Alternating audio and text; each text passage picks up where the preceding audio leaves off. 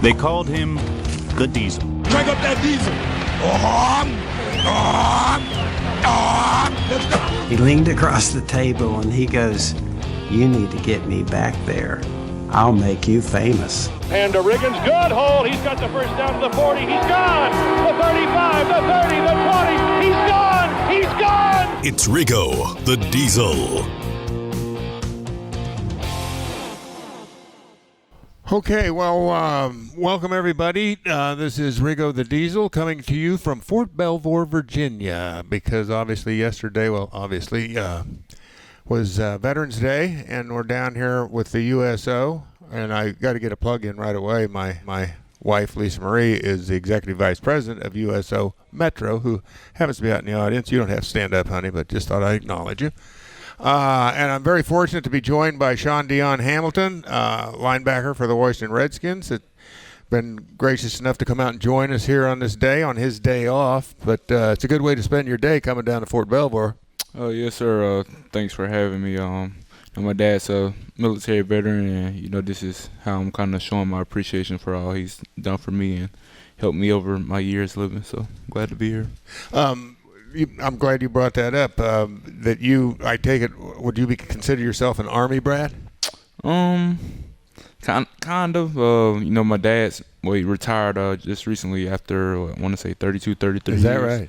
So I got a chance to be around there. A lot of my morals been based off of the foundation what he learned through the military. But, I guess to me, because my wife is a military brat, that you go from one fort or one base to another base to another. Did you do that growing up, or were you in the same place for most of the time? We were in the same place for the most of the time, so I'm glad we didn't have to move a lot. And as you were growing up, when did you realize you had a particular knack at football? I would probably say since I first started, I've always been superstar on my team, best player, things like that. And I'd probably say I knew I was really good when I started getting scholarship offers from everywhere after my sophomore year of high school football. Sophomore year. I take it then when you probably figured you'd finally arrived when Nick Saban showed up at your doorstep? Yeah, I did. I grew up an Auburn fan, which is our rival. And once Coach Saban comes knocking on your door, it's hard to say no to him with his track record he has at putting guys in the NFL and his production. Obviously they what is it? The Rolling Tide? No, it's not the right. What is it? The Tide? I can't think of it. The Crimson Tide. But Roll Tide. That's because I tell my daughter Roll Dude when it's time to leave school, so she'll come out and I can pick her up. But they ran into a little trouble this weekend against LSU. Did you go to the game? Yeah, I went down there. I was very disappointed. It wasn't a fun game to watch in person. I had to leave a little bit early because couldn't sit there and watch it anymore. I'd rather just watch it on TV or spend some time away from it because it was pretty bad watching. Did you head straight for the tailgate section of the stadium? Yes, sir, I did. I've heard, though, that because there are several more players besides yourself that went to the University of Alabama, it's almost a night. I don't know how many of you overlap down there, but what is there, 4, 5, 6 of you now on the team? And I was told that that whole contingency was going to the game, but that everybody would go their own way, and then you would meet up when the game got played. Did you see some of your teammates down there? Oh, yes, sir. I saw a lot of them. Landon, Duran, Ron. Hale didn't make it, but there was a lot of us there. We were tailgate or whatever, and once 2:30 came, all of us ended up at the same place, trying to root on the team to victory, even though they didn't get it done. But it's all right. I think we'll get the last laugh. So I'm going to shift our attention and kind of come back here to where you're currently employed. When this season started out, Shaun Dion, what did you foresee? Because myself personally, and I will say this, that I thought the defense would be the part of the team that would lead the unit, that would lead the team actually and keep everybody in ball games. That hasn't really been the case. But at the same time, it seems like there's been moments when they played very well, moments when you've relaxed, and things have just been all off. When you looked at the season, I got to believe that you didn't see this team being 1-8 at this point in the season. Oh, yeah. I think it just starts with all 11 guys doing their job. We learned that really quick, when we played the Eagles, first game, one person not doing their job, leads to big plays. Communication, we haven't been able to put together complete games on all three phases. So, it's important, that we just keep on, battling, chopping wood, and just try to put together a complete game. Where do you see, I don't necessarily you have to speak for the team, but you see yourself at this point as the season moves forward. You're 1-8. I don't know what, what the coach is telling you about your prospects for the remainder of the season, but how do you approach it now that most people would say playoffs are, really a long shot, but you never know? Just going out, every Sunday, all during the week, competing and practicing, because you still getting a chance to play football, and you're just not tanking. What you put out there on film. So it's important that we continuously practice good, practice hard, work hard. Continuously get better. So that way Sunday, we can pull out some victories. So you got the Jets coming up this weekend. Anything about the Jets that's notable at this point in time? It would seem to me, of the games you've played of late anyway, this certainly would seem to be a winnable football game. They played really good versus Johnson, pulled out a W. Got a really, really talented running back in Le'Veon Bell, so it's going to be important, we keep him in check. So we just got to go out there and put together a good game, hopefully we can come out with a W. Well, I think that, certainly on my behalf, I'm certainly glad you was able to stop by and join us for a little bit here on Riggo the Diesel, and I wish you luck for the rest of the season and for the rest of your career. Thank you so much for coming along. Yes, sir. Thanks for having me. Well, for a long time now, you've been hearing me tell you all about O'Connor Plumbing. Well, these people are for real. It's 1-800, I'm sorry, let me start over again, 1-833-RIGGLE44. Give them a call. There's several things going on here. One, you may have some stuff going on in your house plumbing-wise, and one thing about O'Connor Plumbing is they get that. They're willing to work with you as far as setting up a finance situation for you if that's what you need. But also, I think for the person that works 9 to 5, Monday through Friday, they've just now come up with the idea that they want to serve you even better. And what they will do now, from 8 o'clock in the morning till 8 o'clock in the evening, Monday through Friday, there is no overtime charges. If you call them in, you bring them in, they do the work. They're not going to try to upsell you. They'll do what's required, and they'll get out, and you won't pay any overtime. Same thing on Saturday, 8 to 4:30 p.m. So give O'Connor Plumbing at 1-833-RIGGLE44 a call. And tell them I sent you. All right, thank you. Join the Redskins and youth entrepreneurs during Global Entrepreneurship Week as former MVP kicker Mark Mosley shares his entrepreneurial journey at 1 Million Cups on Thursday, November 20th at George Washington University School of Business Marvin Center. From football to Five Guys, you won't want to miss hearing Mr. Automatic's story on why he's so excited to support youth entrepreneurs and expanding their unique and transformative educational programs in schools across the D.C. metro area. To learn more about bringing youth entrepreneurs engaging hands-on learning to your classroom, visit getye.org. Like any great roster, the Virginia Lottery's lineup of holiday games features different but equally impressive stars. The lottery has games for any budget, and they will make the adults on your list remember how much fun it is to take some time to play. For $1, you can play the Naughty or Nice Scratcher and have a chance to win up to $1,000. The $2 Holiday Cash game gives players a shot at winning up to $20,000. 5,000 overload features, 300 $5,000 prizes in the entire game. The Holiday 7 Multiplier Scratcher is the clear way to have fun, and $600 Holiday Bonus Cash is loaded with over 6,500 $600 prizes in the entire game. And don't forget that you can play holiday-themed e-games on your mobile device with Mobile Play from the Virginia Lottery. All you need is the Virginia Lottery app and to be at a lottery retailer. Give the gift of Virginia Lottery holiday games and put some points on the scoreboard in the hearts of your family and friends. Ladies and gentlemen, stand back and watch the Phoenix rise from the ashes. Stand back. It's Riggo the Diesel. All right, now I am joined by Cole Holcomb, the rookie linebacker and we're just meeting for the first time for your Washington Redskins. Cole, thank you. Thank you for coming by. Do you have, Shaun, Dion Hamilton, we just on with him, and his dad was in the military. Is there any military experience in your immediate family? Yeah, father served, did a little stint with the Navy. I don't know all the details, but he wasn't what do you call it, a career Navy guy. No. It was more of like a get your life together. Oh. Kind of, hey, you need some. Had somebody point him in the right direction. Absolutely. Yeah. Well, did you turn out? I take it if he went through that, you didn't experience that. You had the right direction from the very beginning. Yeah. No, he definitely made sure to keep me focused and keep really focused on the right things and school, football, all that.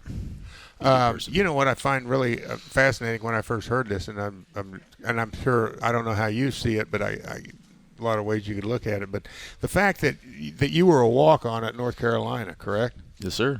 And when you came on at North Carolina, it made the team. I mean, when you walked on, obviously you felt like you could make that football team. But did you ever look down the road and see where that you had the potential to be in the NFL, or was it just one day at a time? Let me see if I can make the Tar Heels varsity team, and we'll see where it goes from there. Yeah, I mean, for the most part, it was really just one day at a time. Be the best football player that I could be, and then let the rest take care of itself. We never really tried to focus on. If you focus on that too much, then you lose track of the process. That's probably the most important part of getting there, is being able to get through the stuff, handling the stuff, the day-to-day things that need to happen. So. You sound like, Cole, a guy that kind of approaches things the way I do, or at least the way I try to, and that is from the standpoint that you have to do, what is immediately necessary. Just take it one moment at a time for the most part. I mean, is that the way kind of that you find yourself playing the game? You don't get too far ahead, because I got to imagine right now, it's what am I going to do right now in this moment is going to make me a better football player, and or what was the play called, what do I have to do, as far as not looking up at the scoreboard, say, during the course of a game, and just realizing I've got my job to do. That's not my job. No, yeah, absolutely. It is a day-to-day, moment-to-moment kind of thing. It's I'm very at one task. I'm going to put all my focus into it, and one play at a time kind of mentality. So, hey, we're going to go try and win this play, and then we'll try and make a play on this play. I'm going to do my job. If I can make a play within my responsibility, I'll go do that. And it's just. Well, now if I'm not mistaken, you're coached by Rob Ryan. Yeah. Now, what's that like, getting coached by Coach Ryan? Dude knows a lot of football. He's seen a lot. He's been through a lot. When he talks, it just seems so easy and so just natural for him. And sometimes I'm like, yo, you gotta slow down here, slow things down a little bit, but. Just a great football mind and honestly just a great dude, makes things fun, makes football enjoyable. Kind of whistle while you work kind of guy. Have you heard of his father, Buddy Ryan? Yeah. No, I'll tell you an interesting story, because Buddy Ryan was the defensive line coach for the New York Jets when I first came into the league in 1971. Mm-hmm. I met Rob and his brother Rex at Hofstra University. This is about 71, 72. Their mom had brought him there. Buddy was divorced at that time, but she had brought him to training camps, and they was going to hang around camp with Buddy for a while. And I think they were probably, I'm going to guess, somewhere around 11 or 12 years old.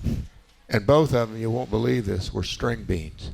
They were not who they turned into. Yeah. I to this day I can still remember in front of those towers at Hofstra University, and here they were, just these gangly kids.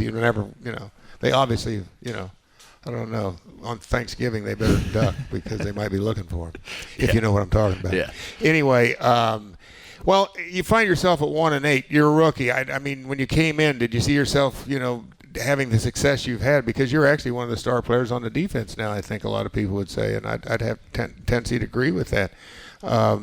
Did you imagine, on the one hand, you're having personal success, at the same time, it doesn't mean much because you're not having team success. How do you juxtapose all this and try to figure out where you are?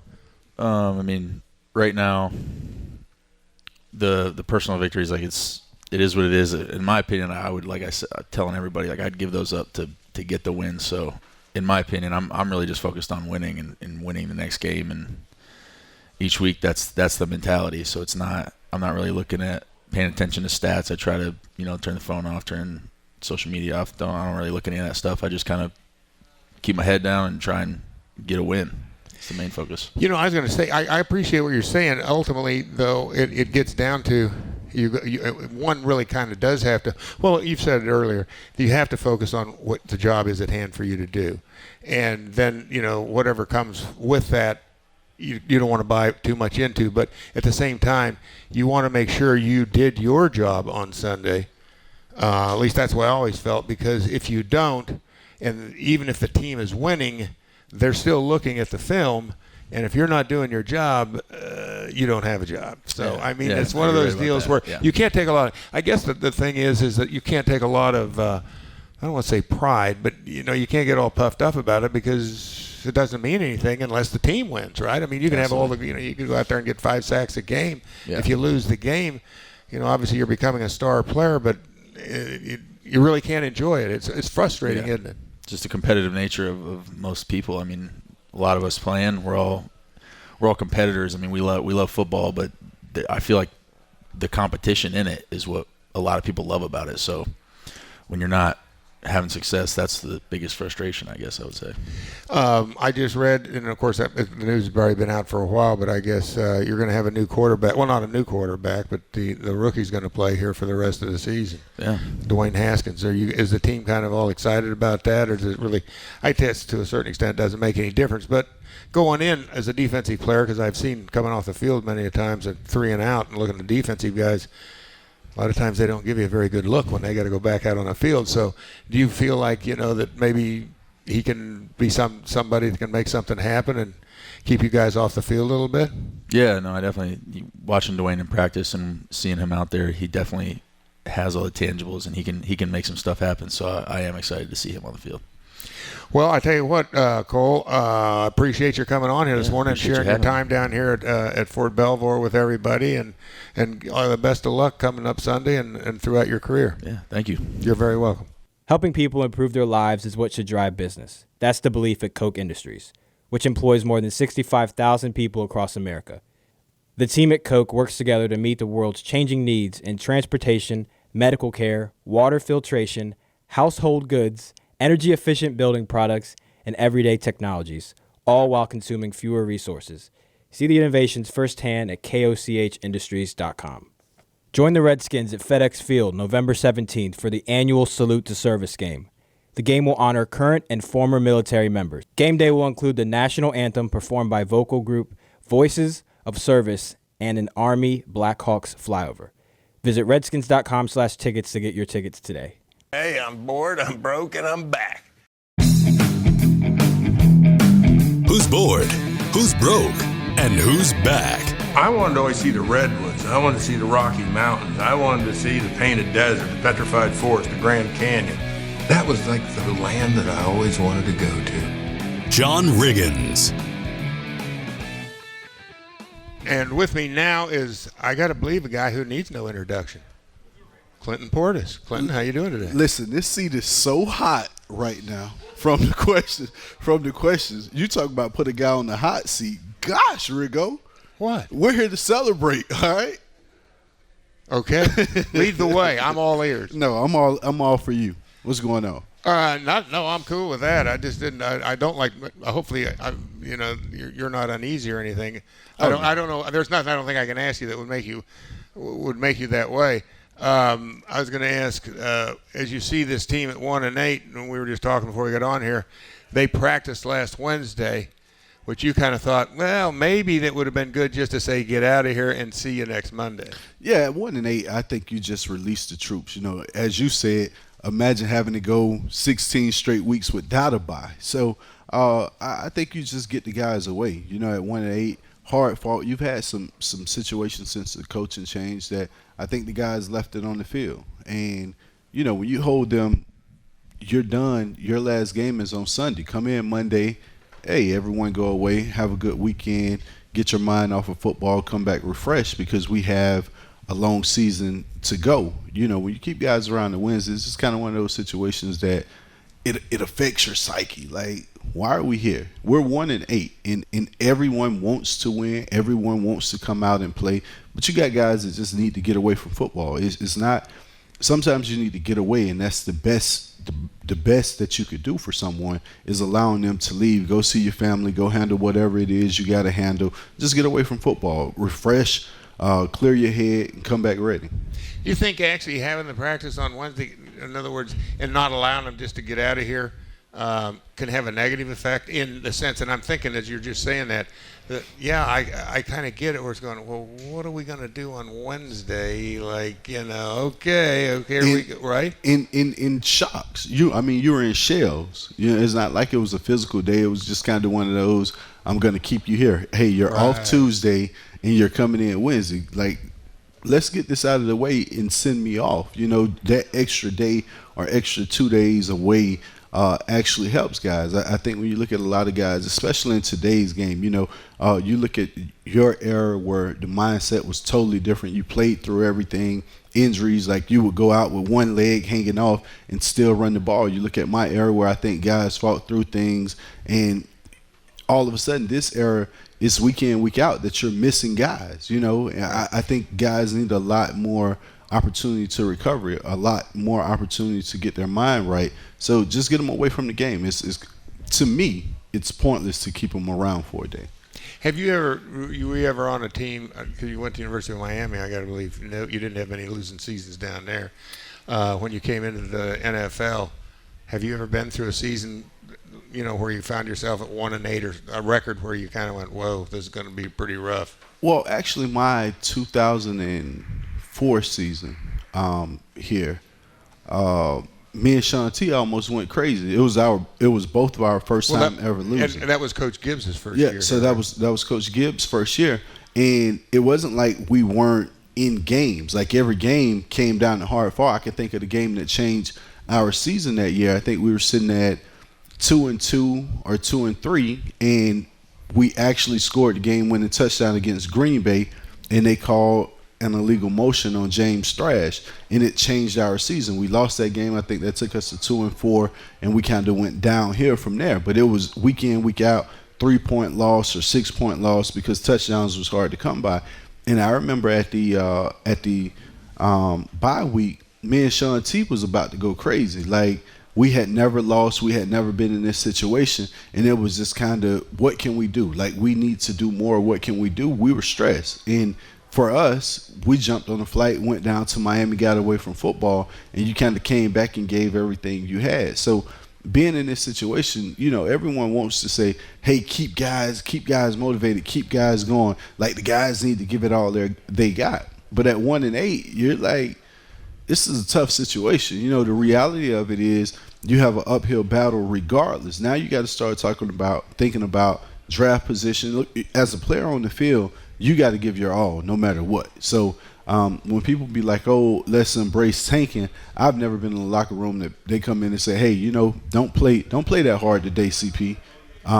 So it's hard to embrace tanking, but at the same time, you got to start thinking about draft position. You got to start thinking about needs for your team and putting yourself in position, even if it's to gain assets. If you don't need the top pick in the draft or one of the top picks in the draft, being able to have that position and move out of it. You got to think about things like that in today's game where you have free agency and you're trying to get better and add pieces to the puzzles that you already have. It's funny because Coach Callahan, he's kind of in a rough spot too, though, because on the one hand, if he does take our advice, let everybody go, then it's kind of like, well, they're not taking it serious, right? I mean, there's that mindset when it's hard to see what really is best, is where I guess you'd say less is more. In other words, you're also working with the public here, who is actually the people that come and buy the tickets, go to the games, and support the team. And if they think for a second that, hey, you're slacking off out there, then why am I so interested? You know what I'm saying? In other words, there's a fine line between letting people take off and get away from the game and maybe come back and play better, and also giving the appearance that we're taking this very seriously. Well, I think we have this discussion every week, you and I do, about the attendance, about the fans and everything else that's going on. But what you really want to do to your fan base is give them honest, realistic expectations. At 1-8, you don't want the fan base thinking we're trying to get to the playoffs. And at the same time, help the fan base understand your position. Hey, we're 1-8. At this point, we have some assets. We have some good players that we can build around. We have some surprises in Terry McLaurin that turns out to be the steal of the draft, basically. You got guys coming back this week. You're giving Haskins the reign. You look at your defense. You have some really good players on defense that, since the change has come alive. You find a guy like Cole Holcomb. You got Shaun, Dion, Hamilton, Collins. You got some guys to build around. So to your fan base, I think if you give them the realistic expectations to say, hey, this is what we're doing. You don't have to keep everything a secret. All right, we're 1-8. And we have an opportunity to go out and get one of these top players in the draft that could come and add some potential help to our team. And I think that fan base, because we've already been discussing losing fans or fans not believing in the organization because you're not putting a winning formula on the field. How do you put a winning formula on the field? Get better players. So therefore, I think if you get a fan base the truth, you get an opportunity for guys to come out and say, hey, I want to see Dwayne Haskins. I want to see the development of Dwayne Haskins since he's now the starter. I want to see how he grows. I want to see the connection of Haskins and McLaurin. I want to see how guys play into this. Will AP continue to be around? How do other guys get involved? Because it's not just on one guy. As you know it, as a running back, we need the offensive line. The quarterback needs us. The wide receivers needs us. If we move the ball, it opens it up for them. So everything is kind of a domino effect. So you still got to go out and play and give your all, but at the same time, be honest with the fans. CP, thank you very much. We're going to close it up here. This is, I forget, Stevie, what segment is this one? Which episode? 54? 55. Episode 55 of Riggo the Diesel. Thanks for joining us. See you next week. Riggo the Diesel is brought to you by McCarthy Services. Montana has cowboys. Florida has the sunshine. Texas has everything. Hey, y'all. Cali has the 405 backup. Oh, come on. Kansas has... does anyone know what Kansas has? But Virginia? Virginia has the print and play rolling jackpot, starting at $50K and rolling, where you can win instantly. And the best part? It's by the Virginia Lottery for Virginians. Odds of winning top prize are 1 in 240,000. Time to tailgate. We have my Honda CRV with class-leading cargo space, so I can bring the grill. Cousin Bobby's Honda Pilot with seating for 8. And my brother's Honda Ridgeline loaded with fun features like in-bed speakers and an in-bed trunk. Nothing left to do now but sit back and wait for kickoff. Who wants a hot dog? Get more this season with a great deal on a new Honda. Perfect for tailgating. See your local Honda dealer today. Locally owned Novec has competitive rates and some of the highest customer satisfaction ratings among electric utilities in Virginia. Novec members are receiving more than $4 million in cashback credits in December, and they enjoy the most reliable power in the region. Novec is growing its renewable energy supply, including more solar. Novec, power you can trust.